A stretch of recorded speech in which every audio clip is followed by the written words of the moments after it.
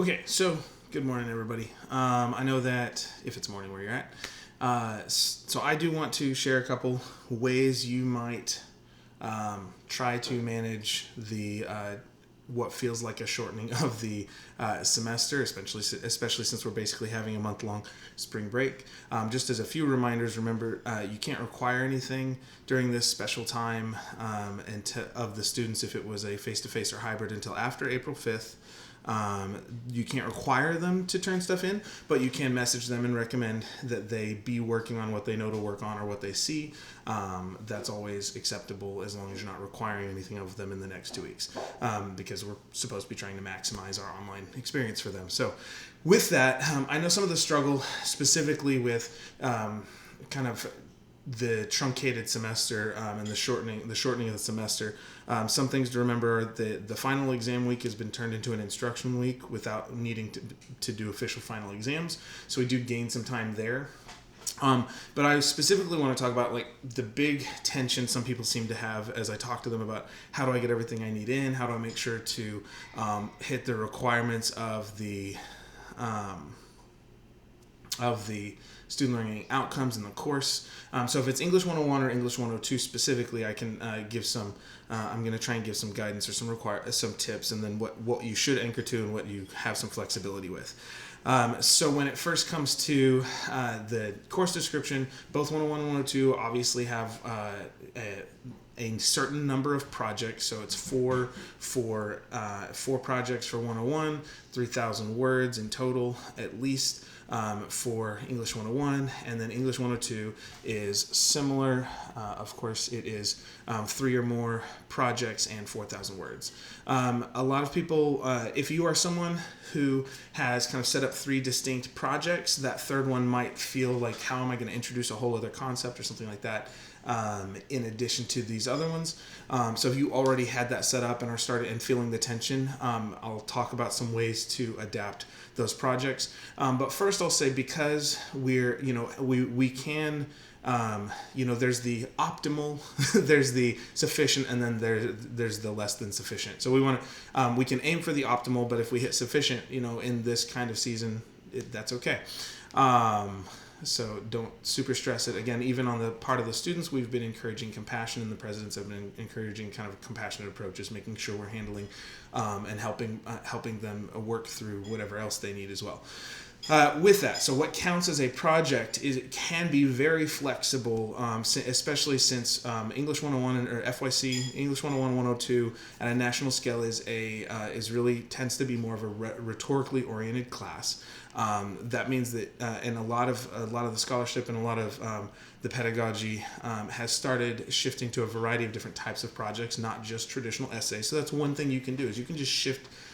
You can have students shift how they're writing, shift the genre, and then we'll talk about word count in a minute. But so what that may look like is, if you were originally having 3 projects or 4 projects as essay projects, then one thing you can do is shift to an alternate genre that where they may not have to do as many polished words, but we'll talk about how you balance that, or the same type of polished words, and so there's a little bit of a trade-off. So it could be that you have students create a kid's book presenting their research for a particular audience. It could be that you have students create an infographic. It could be that you have them do peer evaluations as a rhetorical analysis of the project 2 or project 1 from the course, starting to apply all the lenses that you've taught them about audience and context and argument and all that fun stuff. So those are some. That's one level of change you might make. Just thinking of projects, is the point of a project is that it gives students an opportunity to think about the polished end, right? Of course. So if they get a project that has them think about the polished end of the writing, that there is an audience and the audience has shifted, and I'm trying to clean up do those final edit or formatting or precision of design if it's a visual design component, which is always encouraged to get students using more visual components. The project requirement then would be fulfilled. Then we've got the words. So we know with our courses that process is right here in the top for all of them.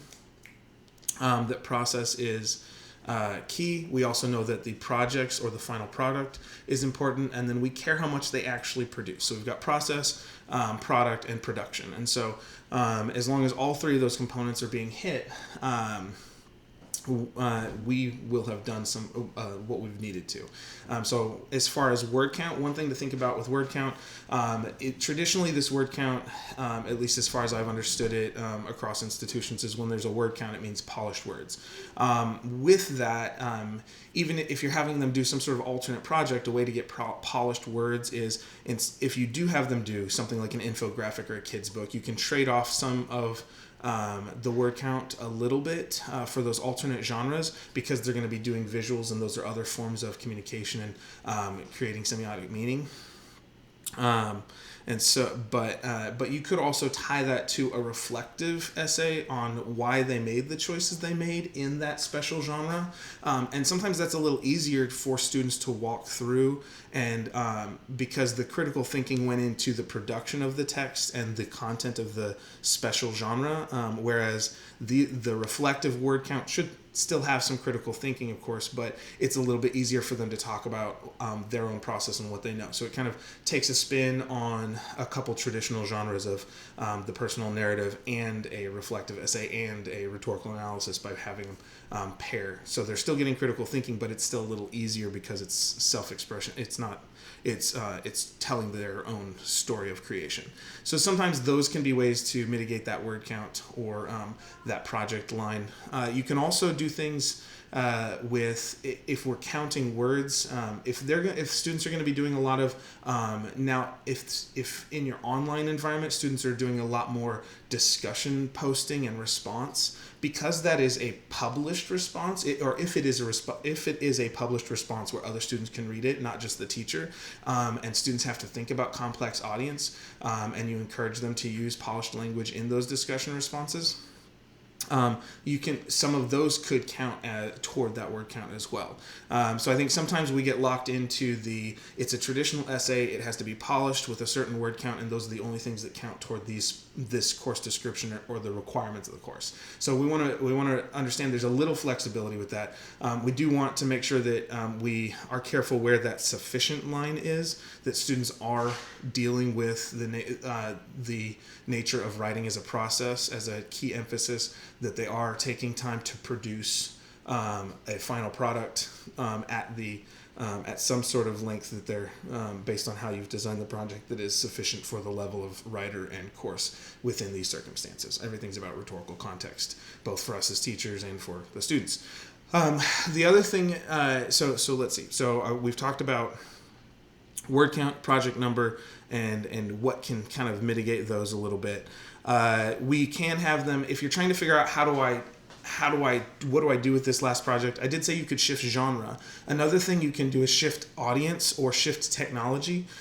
So if you have them go from writing an essay in project 2 that was more of an academic essay to a college audience, what you might do for what you might do for that is then shift audience for project 3 and tell them now they do have to write an essay, but they have to write it to junior hires, or they have to write it for a general audience closer to a 6th or 7th grade reading level, like newspaper articles are written, something like that, and that may mean shifting genre, or that may mean just thinking about target audience differently and how would they craft that information for this new audience. It may mean crafting it for an audience who doesn't agree, trying to reframe that. So sometimes as we try and mitigate this semester, it may not, to accomplish the rhetorical outcomes for the course, you may not have to add as much completely new content, especially if it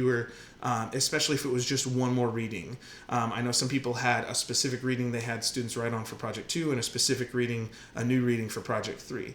Well, there are entire courses designed around focusing on 3 projects on one reading, and they each scaffold up and they kind of follow Bloom's taxonomy, and that kind of goes back to that idea of genre. But if you're if you have a genre that asks them to do something that shows reporting in project 1, analysis in project 2, and evaluating or advocacy in project 3, but it's all kind of focused around the same text, that is natural scaling up, and that still counts too.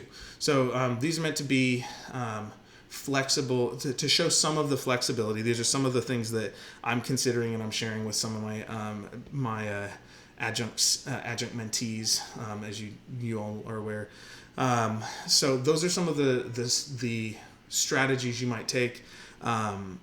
You could, and then if you're still struggling with number of projects, there's always the possibility, and most people like to do one anyways at the end of the semester, that the final project, if it's English 101 and there's supposed to be 4 projects, my 4th project is usually a reflective essay about what they've learned. So I'll give them the ability to be their own systems analyst, and I'll give them a text to think about the writing. And so I'll give them like the framework for success that has habits of mind and WPA outcomes, or I'll give them this document here for the course and say, where do you see yourself doing these things in the course? And then cite your own writing. And so that becomes a form of essay that, again, can be a little easier to write because it's looking at their personal experience, but still trying to write it in an academic way. And so we're still hitting those necessary outcomes. So with that, again, the only other things I'll say about in regard to outcomes or competencies is remember that as we look at this is something that's come up, how do we deal with competencies has come up in discussions over the last year or two, specifically with learning communities, for me at least, and how to use high impact practices and things like that. Remember that when we talk about outcomes or competencies, that not every single part of the course has to have every competency connected to it. So if you're looking in your project 1, you've already covered the competency of peer feedback and instructor commenting and revising. While it's good to have as much of that as possible, if that's been handled, maybe you don't have to do it as much for project 3. It can take a back seat or be backgrounded to other foregrounded necessities like rhetorical context or circumstance or purpose or audience. If you've already talked a lot about formatting and editing and that sort of thing, you don't necessarily have to emphasize that in project 3 because you've already covered it as an outcome. So sometimes when we look at competencies or outcomes, it can be challenging to say I have to do this all the time. I have to have my students think about grammar all the time. It always has to be polished. It always has to be according to convention. Well, if you have one project that's according to convention, where they can display that they have that competency, that's not as optimal as 3 doing that, but it is sufficient because you've covered that competency. They've had the opportunity to practice it. And so those are things to think about. So I say that not to lower the standard or bar of the course, but to say even within a normal situation, we have some flexibility, but we do need to be making sure that students are doing what they need to do and getting something meaningful out of the course that lines up with the competencies and the values based on the description of the course. So those are kind of the quick tips, and I'm nervous about taking this any longer. I'll say that there are a variety of resources you could use. I do have a bunch of other videos that I usually give to students, but for those of you who went to my analysis workshop before spring break, you'll know that I do recommend having students do polished forms of analysis like fishbone diagrams or stakeholder analysis, and you can tie that with some sort of description. So as you're doing things, if you wanted to, you could shift into those genres as well. And if you're not sure, I do have videos on creating a process, or what are process algorithms and why are they beneficial for writers, stakeholder mapping, fishbone diagramming, and a variety of other videos. So you can use those, and those can also kind of tie into that shifting genre or shifting audience or shifting technology situation. So that's all I'm going to give for today. But if you have any questions, feel free to talk to your discipline lead based on the course that you're teaching and trying to adjust to. And I'll just end with, it's possible. There's flexibility. Let's brainstorm together. So if you're still feeling stuck even after these, we can give you more focused attention if you reach out to us and email us or whatnot. So have a good day and keep pushing through. We're here supporting your success and so that we can support our student success.